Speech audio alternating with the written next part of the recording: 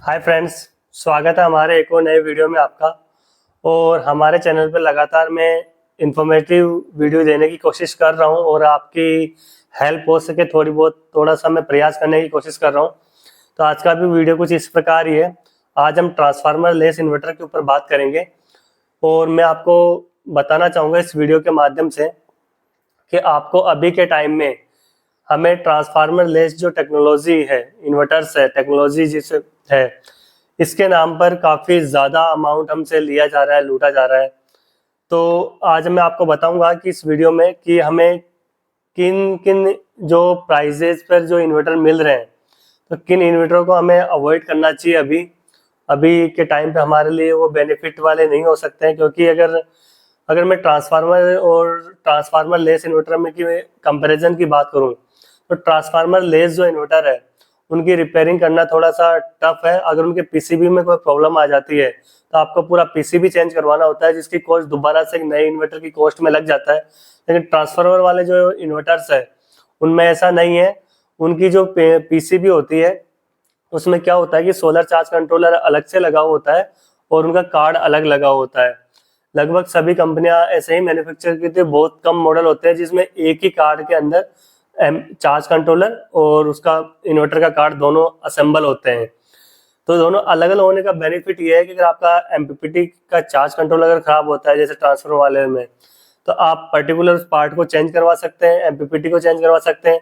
और आप नहीं करवाना चाहते हो उसको रिपेयर, आपको उस कंपनी से ज़्यादा कॉस्टली पड़ रहा है अगर आपका एमपीपीटी, तो आप अपने उस इन्वर्टर पर जो खराब हो चुका है जिसका एमपीपीटी, उस इन्वर्टर पर आप कोई दूसरा सोलर चार्ज कंट्रोलर लगा पर भी अपना काम चला सकते हैं। लेकिन सोलर जो ट्रांसफार्मर लेस सोलर इन्वर्टर्स है उनमें ऐसा नहीं है। इनमें कंबाइन एक ही पीसीबी आती है जिसमें सोलर का एमपीपीटी चार्ज कंट्रोलर भी लगा होता है और इन्वर्टर का कार्ड भी उसी में होता है और बाकी सारी माइक्रो चिप्स होती है। तो अगर इनमें कोई फॉल्ट बन जाता है इसकी पीसीबी में या एमपीपीटी के अंदर, तो आपको पूरा का पूरा सेक्शन, मतलब पूरा का पूरा पीसीबी चेंज करवाना होता है। किसी एक चीज में पर्टिकुलर प्रॉब्लम आई लेकिन चेंज पूरा का पूरा कार्ड होगा। उस केस में होता है क्या है कि हमें उसकी रिपेयरिंग बहुत कॉस्टली पड़ जाती है, उसका चेंज करवाना कार्ड। इसकी वजह से हमें ये मानो कि हमें दोबारा से उसका पैसा पूरा का पूरा लगाना पड़ता है। और फिलहाल में ये जो चल रहे हैं मार्केट के अंदर सारे इन्वर्टर्स, उनकी हालत भी आप देख सकते हैं।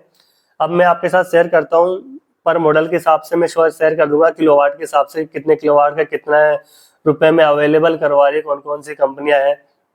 और हमें अभी मेरी यही रहेगी कि हमें अभी ट्रांसफार्मर लेस इन्वर्टर को अवॉइड करना चाहिए फिलहाल में, क्योंकि अभी जो हमारे इंडिया में चलने वाली मोस्ट पॉपुलर कंपनीज है, लाइक मैं बात करूं अगर बड़ी कंपनियों की, जैसे कि लुमिनस है, एक्साइड है, एमरॉन है, और भी मतलब बड़ी बड़ी कंपनीज है, तो इन्होंने अभी तक अपना कदम सोलर इन्वर्टर जो ट्रांसफार्मर लेसिस में क्यों नहीं रखा, वो आप भी समझ सकते हैं। तो अब हम शुरू करते हैं वीडियो को। आपको साइड में मैंने स्क्रीन शो कर दी है और उस स्क्रीन पर आप पहला ही मॉडल देख सकते हैं कि 5 किलोवाट का हाइब्रिड के नाम से है और ये 81,000 रुपये का यहाँ पे है। तो आप देख सकते हैं कि 5 किलोवाट का हाइब्रिड 81,000 रुपये का है ये। तो इस पे हम वही 5 किलोवाट का लोड चला सकते हैं। लेकिन अगर हम 5 किलोवाट का अगर हम ट्रांसफार्मर वाला पीसीयू लेंगे तो हमें उसमें 4 किलोवाट का लोड लिफ्टिंग मिलेगी और थोड़ा सा पावर लॉसेस भी मिलेगा। लेकिन अगर इनका बोर्ड अगर खराब हो गए तो हमें इनकी जो वापस इसका बोर्ड परचेज करने की रिपेयरिंग की जो कॉस्ट है लगभग इतनी ही बैठ जाएगी। ये हमसे वही 50 से 60,000 रुपये वापस से वसूल कर लेंगे कि इसके पीसीबी के लिए।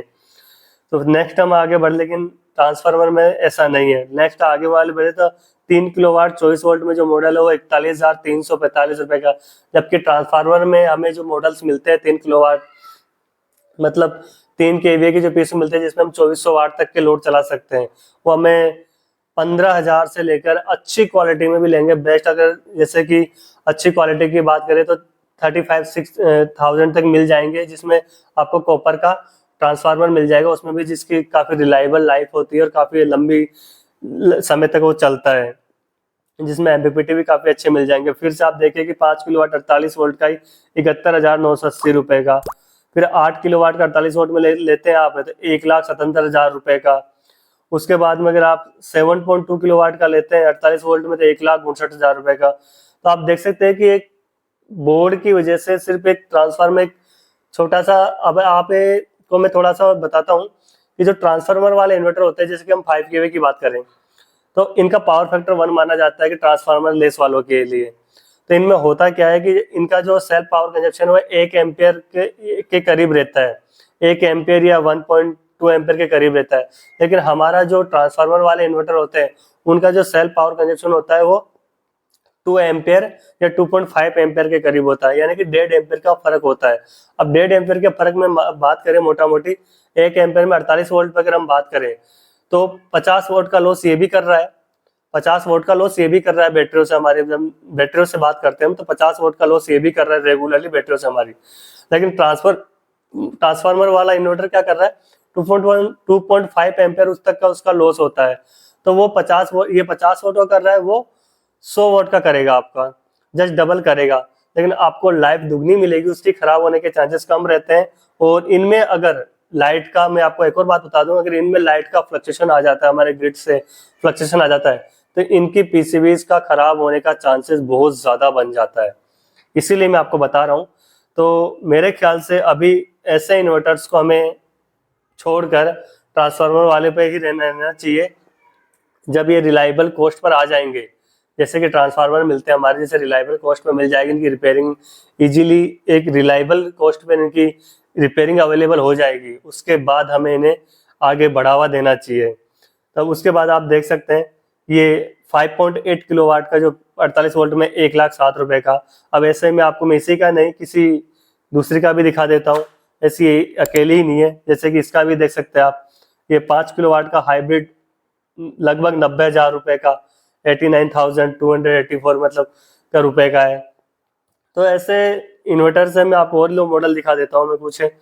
तो ऐसा है, तो अभी क्या है कि हमें इनसे बचना चाहिए अभी, क्योंकि इनकी कॉस्ट इतनी ज़्यादा है और फिर रिपेयरिंग भी हमें इनकी अवेलेबल नहीं होती है, इनके कार्ड अवेलेबल नहीं होते। जब हम कंपनी से वापस इनके कार्ड लेते हैं, इनके कार्ड हमें बहुत कॉस्टली पे करे जाते हैं। अगर इनका एमपीपीटी सेक्शन खराब हो गया तो पूरा कार्ड चेंज करना होता है। तो इसीलिए मैं ये वीडियो बना रहा हूँ कि आपको अभी इनसे बचना चाहिए। अभी 3 किलोवाट 24 वोल्ट का 53,000 रुपए का, तो मतलब कॉस्ट को जस्टिफाई नहीं कर रहे हैं ये चीज़ें। कॉस्ट जस्टिफाई हो जाती अगर इनकी इजीली रिपेयरिंग होती, अगर इनकी इजीली रिपेयरिंग होती तो कॉस्ट जस्टिफाई हो जाती। लेकिन ये इन्हें कॉस्ट को जस्टिफाई नहीं कर, क्योंकि इनकी इजीली रिपेयरिंग अवेलेबल नहीं है।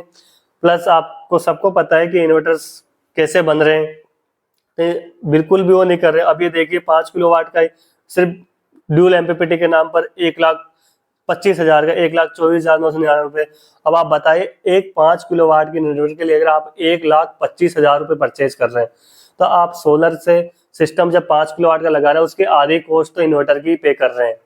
तो इतना महंगा सिस्टम अगर आप लेते हैं और इनमें कल को कोई प्रॉब्लम आ जाती है तो आपको कितना भारी भरकम झटका लग सकता है और कितना भारी भरकम आपका नुकसान हो सकता है। यही चीजें मैं इस वीडियो में बताने की कोशिश कर रहा हूँ।